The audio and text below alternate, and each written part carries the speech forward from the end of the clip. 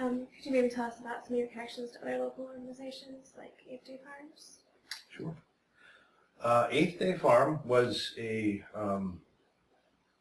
brainchild of Jeff Rosing, initially a neighbor and friend of ours, and he had been involved in our house church, and he was on the board of 360 and wanted to move more into farming. And in the initial stages, his vision was more purely kind of CSA and organic farm. And through conversations and collaborations and with the AmeriCorps member that we had, we began to discover a movement of urban farms that were kind of repurposing urban or city land, not necessarily farming on the outskirts of an urban area, but right in the midst of it, and learning how to reappropriate those properties, but also redistribute fresh produce into some of the food deserts.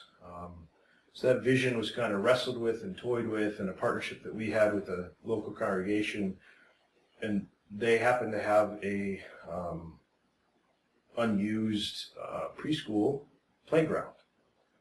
And so through many conversations and discoveries, we said, well, what if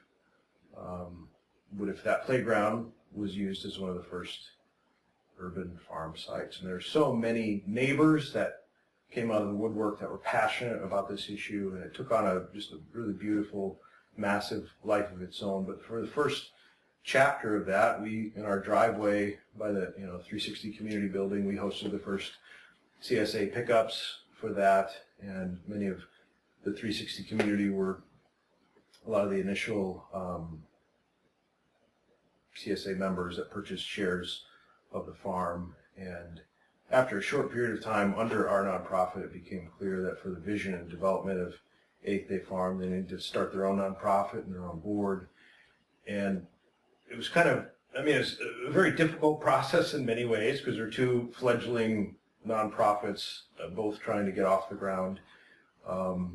And there's only so much money and manpower and all that to go around. But it fit very well with the initial vision of the first board of 360 that said, what if we created this nonprofit that in some sense became an umbrella or a covering for all kinds of creative work?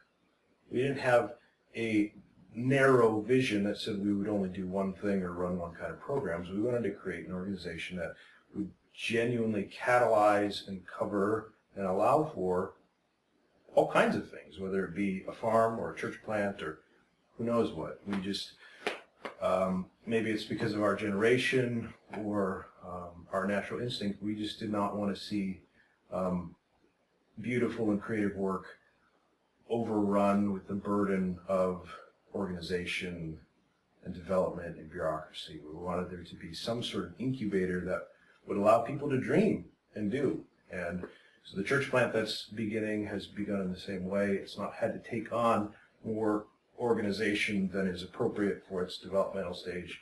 8th Day Farm had that benefit, and we foresee that who knows what the future holds for other creative work to birth. So that's our relationship with a nonprofit that maybe came from us. We've also worked collaboratively with the other neighborhood organizations, West Corps, and Good Samaritan Ministries. Part of our funding for John Myers, our community connector, he coordinates projects and volunteers in the neighborhood and works in partnership with the city. That comes in partnership with Good Samaritan Ministries. We've partnered with a number of different churches who, for either short periods of time or more consistently, send volunteers and all kinds of various support. We've partnered with other businesses. Many Hope College fraternities and sororities do their service projects with us. So that's the beauty of us having an actual nonprofit that's not a church, is we can partner with all kinds of people and let them bring their strength to the table, whatever it might be.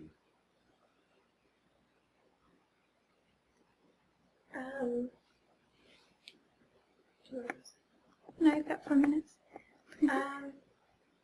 This is, I mean, kind of sounds like a last question, but we can move backwards after this.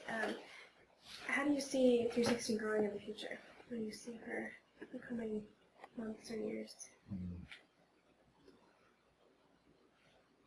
There's plenty that I don't see. I admit that. What I do hope or anticipate would happen is that I, as the founder and the director, the one who, am I that boring? Here, I'll pause it.